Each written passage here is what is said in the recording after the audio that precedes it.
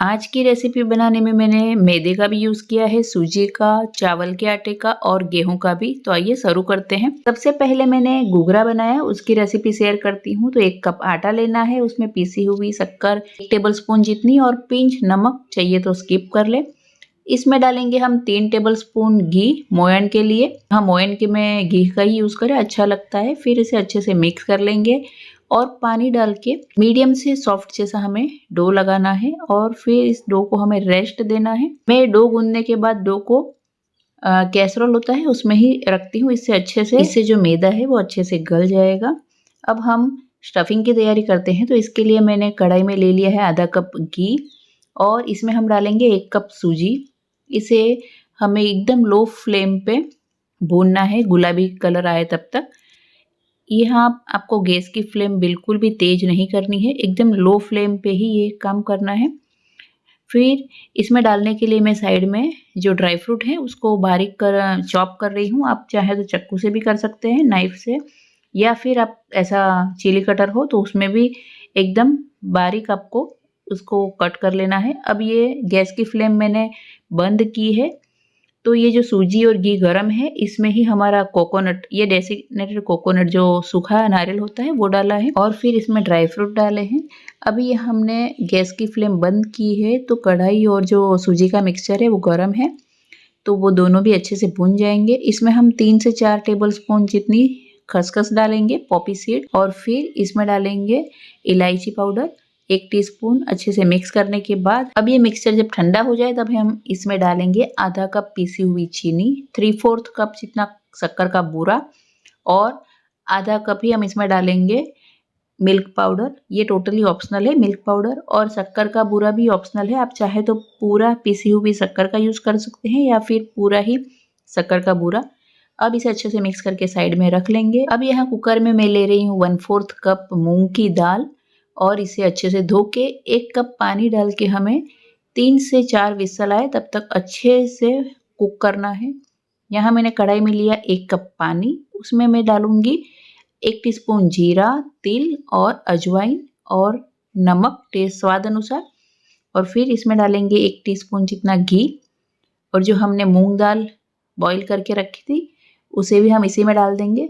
यहाँ ध्यान रखें कि दाल अच्छे से कुक हो जानी चाहिए। फिर इसे अच्छे से गर्म होने देंगे और इसमें हम डालेंगे 2 कप चावल का आटा। इसे अच्छे से मिक्स करेंगे और गैस की फ्लेम बंद कर देंगे अब यहाँ, और अच्छे से बेलन से मिक्स करेंगे।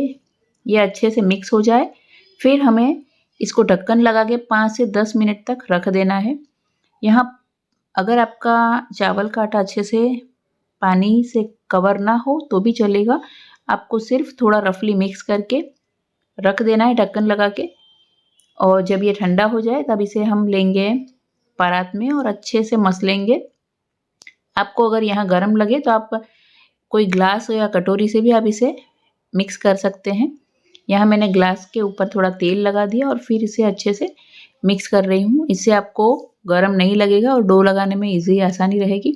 अब मैं यहाँ डाल रही हूँ चिली पाउडर और मरी, जो काली मिर्च होती है वो, इसे भी क्रश करके अंदर डाल दिया है और अच्छे से मिक्स कर लेंगे और फिर हम इसे भी कैसरोल में रख देंगे थोड़ी देर के लिए।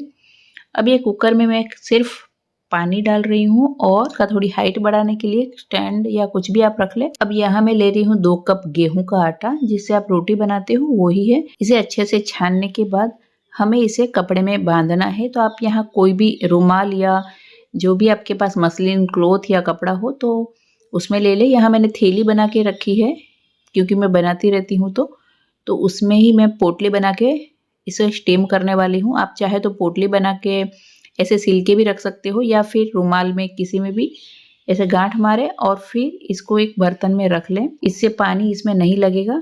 और फिर 4 से 5 विसल आए तब तक आपको इसे कुक करना है। 4 से 5 विसल आए फिर आपको आटे की स्मेल आने लगेगी किचन में ही, तब आपका आटा बन गया है। और फिर इसे निकाल के थोड़ा ठंडा हो, मतलब 5 मिनट के बाद ही आपको इसको तोड़ देना है। मतलब आपको आधा घंटा तक वेट नहीं करना है वरना वो टूटेगा नहीं, हार्ड हो जाएगा। तो ये 5 मिनट के बाद आराम से हाथ से ही ऐसे हो जाएगा। फिर इसे आपको वापस छानना है जिससे इसमें जो बड़े बड़े गांठे होंगे वो निकल जाएगी। और जो छोटी-छोटी रह जाएगी गाँठें, उसको आप निकालने के लिए मिक्सर ग्राइंडर का यूज़ कर सकते हो और ठंडा हो जाएगा हमारा आटा तो आराम से आप मिक्सर में कर सकते हो। फिर इसे छान ले तो अंदर कुछ भी नहीं रहेगा।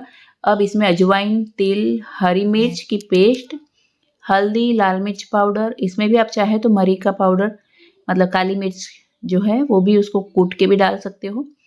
फिर पानी डाल के हमें इसका मीडियम डो लगाना है।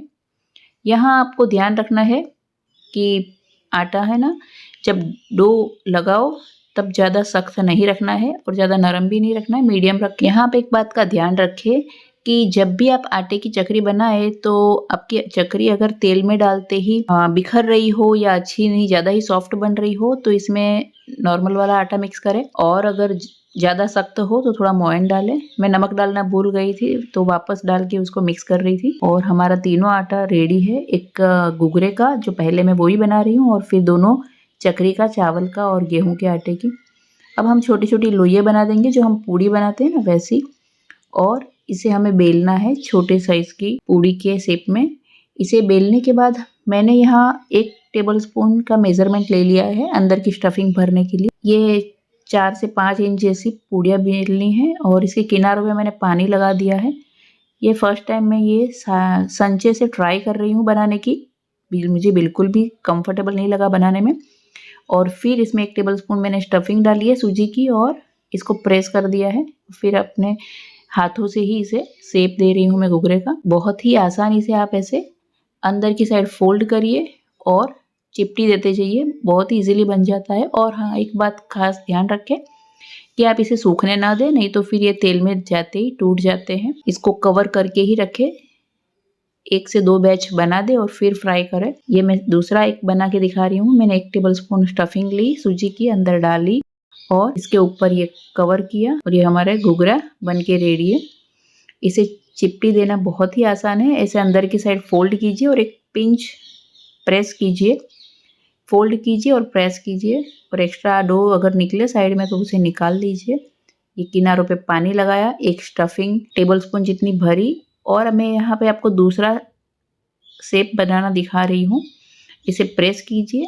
अब हमें दोनों किनारों को ऐसे जोड़ देना है। फिर जो एंडिंग वाला पार्ट है उसे भी हम एक दूसरे से मिला के जोड़ देंगे और फिर हम जैसे घुघरा में चिपटी देते हैं ना, वैसे ही चिपटी देनी है। अंदर की साइड प्रेस करते जाइए और चिपटी देते जाइए और आपका घुघरे का शेप रेडी हो गया दूसरी तरह का। तो है ना कितना आसान। ये रेगुलर वाला शेप है और जो मैंने पहले दिखाया वो आपको दूसरा नया शेप दिखाया था। अब ये थाली भर के हमारे घुघरे तलने के लिए तैयार है। तो आप थोड़ा सा डो डाल के अंदर तेल में देखें, वो तुरंत ऊपर नहीं आना चाहिए, मतलब 7-8 सेकंड लगे तो आपका तेल रेडी है। और एक एक करके अंदर हमें घुघरे डालने हैं। ध्यान से डालें, जोर से उछले नहीं और वो फटे नहीं, इसलिए आपको साइड में से धीरे से डालने हैं। ये घुघरे का जो बैच आप तलो ना, एकदम लो फ्लेम पे ही आपको तलना है क्योंकि ये बाहर से ज़्यादा ब्राउन नहीं करने हैं, हमें एकदम हल्के गुलाबी ही करने हैं। तो आराम से आपको ये एक बैच फ्राई करने में 8 से 10 मिनट लग जाएगी। तब तक हमें दूसरा बैच रेडी कर देते हैं। यहाँ मैं सेम ये फ्राई हो रहे तब तक दूसरा बैच ऐसे बना के तैयार कर रही हूँ। 8 से 10 मिनट एक बैच को तैयार होने में लगता है, तब तक आपका दूसरा बैच रेडी हो ही जाता है। ये एकदम हल्के गुलाबी है और हमारा बैच रेडी है। इसे निकाल देंगे। तो है ना ये बहुत ही आसान तरीका। अब हम दूसरा नाश्ता बनाएंगे चावल की चकरी का। तो ये संचे को मैं पहले अंदर की साइड सब जगह से तेल से ग्रीस कर रही हूँ। हम सब तरफ तेल लगाएंगे, इससे वो आटा अंदर चिपकेगा नहीं। और फिर इसमें जो चावल का आटा है वो अच्छे से भर लेंगे और फिर प्रेस करते हुए हम इसकी चकरी बनाएंगे। तो इसका अंदर का एंड हमें चिपका देना है और फिर बाहर वाला, तो इससे चकरी टूटेगी नहीं तेल में जाने के बाद। बस ऐसे ही हमें सब चकरियों को बना देना है, एक बैच में आए उतनी। और वैसे ही इसका भी तेल हमें मीडियम गर्म ही रखना है। और इस बैच को भी 8 से 10 मिनट लग जाती है। इसमें जल्दबाजी ना करें, नहीं तो फिर वो अंदर से कच्ची रह जाएगी या फिर पूरी अंदर तक क्रिस्पी नहीं होगी। तो इसे आराम से 8-10 मिनट एकदम लो फ्लेम या लो टू मीडियम फ्लेम पे फ्राई होने दें और फिर इसे निकालें। कुरकुरी क्रिस्पी चावल की ग्लूटेन फ्री आपकी चकरी तैयार है। अब ये दूसरी गेहूं के आटे की चकरी है, जो इसमें भी हमें यही करना है। प्रेस करते हुए आपको ऐसे निकालना है आटा और फिर इसके जो फर्स्ट और लास्ट एंड है उसको चिपका देना है, तो वो तेल में जाके अपना शेप तोड़ेगी नहीं। बस इसे भी आपको सेम 8 से 10 मिनट तक लो टू मीडियम फ्लेम पे आपको फ्राई करना है। जब आपको लगे तेल ज़्यादा ठंडा हो गया है तो थोड़ा मीडियम कर ले। इसको हमें निकाल लेंगे। तो आपके 3 तरह के नाश्ते रेडी हो गए, घूघरा, चावल के आटे की चकरी और ये है गेहूं के आटे की चकरी। चावल का आटा घर में सबके पास हो ना हो, गेहूं का आटा तो होता ही है। तो ये वाली चकरी आप बहुत ही आसानी से कभी भी जब मन चाहे बना सकते हो। अभी तो एक और नाश्ता बनाना बाकी है, तो उसमें मैंने पूरी तरह से गेहूं का आटे का यूज़ किया है। तो यहाँ मैंने 2 कप गेहूं का आटा लिया है और उसमें 2 टेबलस्पून जितनी सूजी डाली है और ये जीरा और मरी उसको क्रश करके डाल दिया। नमक, सेंधा नमक, लाल मिर्च पाउडर, हल्दी, कलौंजी या मंगरेला कहते हैं वो, तिल, अजवाइन, कसूरी मेथी क्रश करके 1 टेबलस्पून जितनी ली है मैंने और आमचूर पाउडर हाफ टी स्पून जितना। ये मैंने तैयार मूंग दाल आती है मार्केट में, वो ही वाली ली है 2 से 3 टेबलस्पून जितनी और 3 टेबलस्पून जितना घी का मोयन और फिर पिंच बेकिंग सोडा डालें। इसे अच्छे से मिक्स करने के बाद और फिर हमें इसमें पानी डाल के टाइट डो तैयार करना है। यहाँ आपको ज्यादा सॉफ्ट डो नहीं लगाना है, थोड़ा टाइट ही रखना है। और फिर हम इसके शक्करपारे जैसे शेप में या मठरी शेप में आपको बनाना है। आप इसकी चाहिए तो गोल मठरी बना सकते हो या फिर मेरी तरह यहाँ पे एक बड़ी सी रोटी का साइज बना के आप इसमें से कट कर सकते हो। यहाँ मैं थोड़ा सा थिक ही रख रही हूँ, थोड़े थिक शक्करपारे होते वैसे, और इससे जल्दी हो जाएगा क्योंकि मैंने एक ही दिन में 4 नाश्ते बनाए थे तो मैं थक भी गई थी यहाँ पे, इसलिए मैंने बड़ी बड़ी साइज की स्क्वायर मठरी के शेप में ही बना दिया। थोड़े से मीडियम साइज रखी है इसकी, मतलब ज़्यादा पतला नहीं बेला है मैंने इसको। और फिर एक आप पिज़्ज़ा कटर ले लीजिए या चाकू ले लीजिए और इसको ऐसे शेप दे दीजिए।